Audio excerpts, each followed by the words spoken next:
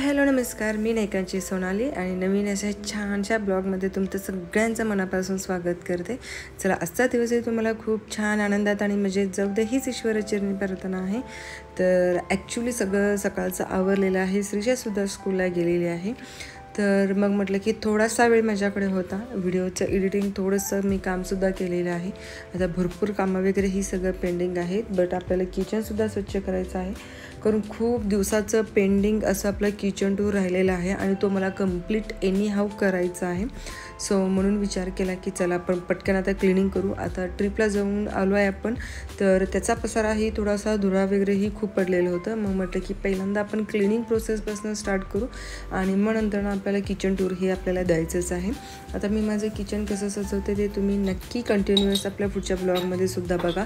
पण ॲक्च्युली थोडंसं मध्ये एक काम आलेलं आहे, त्यामुळे मला इथून मधनंच जावं लागत आहे.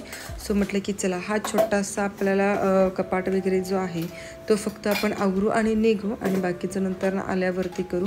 अशी आपली धावपळ तर होतच असते, नाही असं नाही आहे. सो मी सगळं सामान जे काही वर ठेवलेलं होतं ते सगळं काढले आणि ज्या काही गोष्टी आपल्याला आता सध्या रेग्युलर आपल्याला लागणार नाही आहेत त्या गोष्टी आपण वरती ठेवून देऊ आणि मग नंतर वरचेवर आपल्याला हाताला गोष्टी जे लागणार आहेत त्या आपण खाली ठेवू शकतो. सो त्यासाठी एक एक मी कोपरा मी डीप क्लीन करून ह्या सगळ्या गोष्टी करत आहे. सो थोडासा ही वेळ आपल्याला लागणारच आहे. आणि दुसरी गोष्ट, क्लिनिंगमध्ये मी जास्त वेळ घालवत नाही आहे. खूप कमी वेळेत आपलं क्लिनिंग करायचं आहे. स्वतःला अजिबात थकवून घ्यायचं नाही आहे आणि त्या गोष्टीचा आनंदसुद्धा आपल्याला जर घ्यायचा असेल तर आपल्याला वेळ एक ठरवून द्या की बाबा ह्या वेळेत आपल्याला एवढंसं क्लिनिंग करायचं आहे. भले तुम्ही रोज द्या चालेल किंवा भले तुम्ही पूर्ण एक दिवस द्या क्लिनिंगसाठी. फक्त तुमच्या स्टॅमिनावरती, तुमच्या एनर्जीवरती तुम्ही हे करा. आता श्रीषा आहे आपल्या घरी, आल्यावरती तिला आपल्याला वेळ द्यावं लागतं. दुसरी गोष्ट, आपल्या एडिटिंगचे बाकीचे वगैरे ही कामे असतात. म्हणून मी म्हणते की जास्त क्लिनिंग करायचं आहे, डीप क्लीन करायचं आहे, पण छोट्या छोट्या पार्टमध्ये, म्हणजे कामाचं विभाजन करून जरी तुम्ही केला तरी काही हरकत नाही आहे. आता एकेकांना पूर्ण दिवसभर करायचीसुद्धा ताकद असेल तर तेही तुम्ही असं करू शकता. बरं चला, एक पार्सल आलेलं होतं. तर ॲक्च्युली आपल्या घरात पार्सल श्रीषाच ओपन करत असते, हे आता सगळ्यांनाच माहिती आहे. सो तिच्यासाठीही आम्ही ठेवलेलं होतं की बाई चल तू पार्सल ओपन कर. लहान मुलांना की पार्सल ओपन करायला खरंच खूप आवडतं. खरंच माहीत नाही की का आपल्याला हे आवडतं तसं की बाबा छान छान काहीतरी नवीन गोष्टी आपल्याला घरपोच मिळत असतात. सो बाहेर जाऊन शॉपिंग करण्यापेक्षा घरी निवांत असा इथं येत असतं ना, तर खरंच भारी वाटतं. बट चला आता काय आहे त्या आतमध्ये बघू. आता श्रीषाची तर एक्साइटमेंट खूपच होती की काय आहे बघण्यासाठी, त्यामुळे तर एकदम जोर ही लावतच होती ती.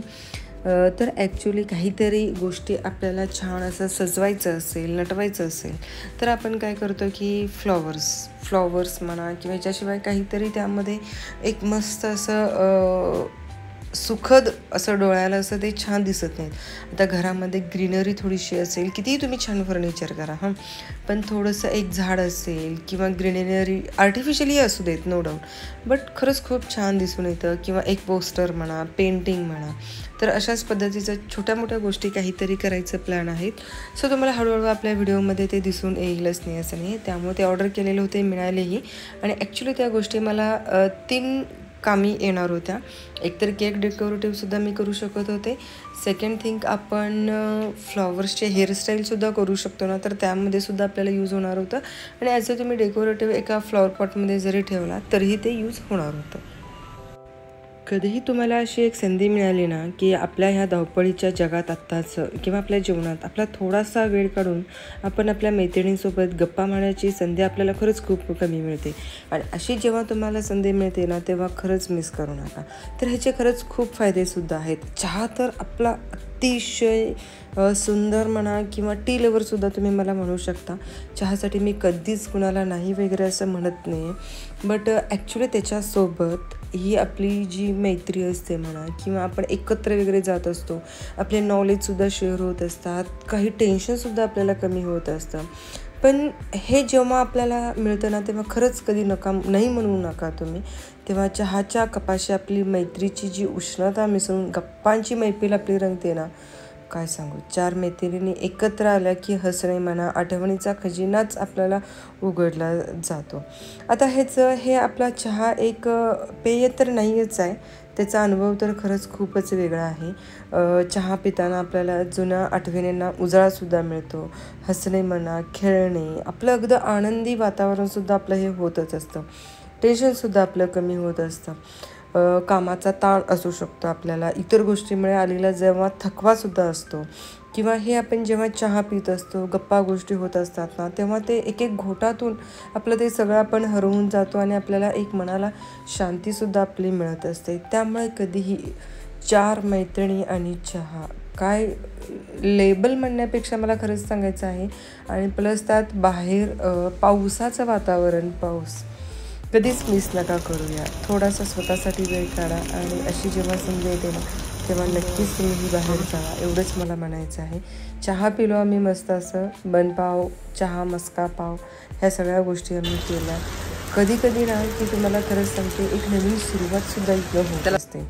नवीन सुरुवात म्हणजेच काय की काहीतरी आपली योजना आपण बनवत असतो किंवा आपल्या आयडियाज वगैरे काहीतरी सुटतात आणि ह्या चहाच्या गप्पातून ना की असे आयडियाज आपोआप बाहेर येतच असतात असं मला तरी वाटतं. तिथून आम्ही निघालो, चहा वगैरे घेतलं, सगळं झालं. ॲक्च्युली चाय चस्कामध्ये गेलेलो होतो. थोडंसं काहीतरी सँडविच वगैरे खाल्लं असतं, बट तिथं अजून चालू नव्हतं. म्हणून म्हटलं की चला आपण थोडंसं दुसरीकडे जाऊ. चहा घेतला आणि मग आम्ही आलेलो आहे पॉकेट कॅफेमध्ये.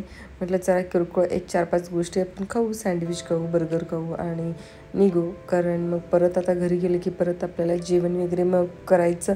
स्वयंपाक वगैरे सगळं आवरलेलं होतं, बट म्हटलं आता बाहेर आलो आहे आपल्यासाठी वेळ काढून, तर आपण थोडंफार करूच आपण.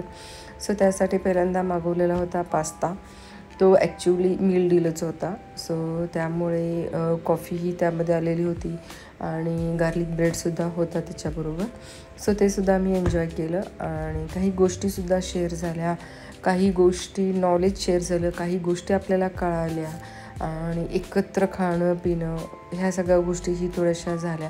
रोज रोज काही अशा गोष्टी होत नाही आहेत, कधी कधीच होत असतात. बट ठीक आहे, म्हणून म्हणते की थोडा वेळ आपल्या मैत्रीसाठी सुद्धा काढा.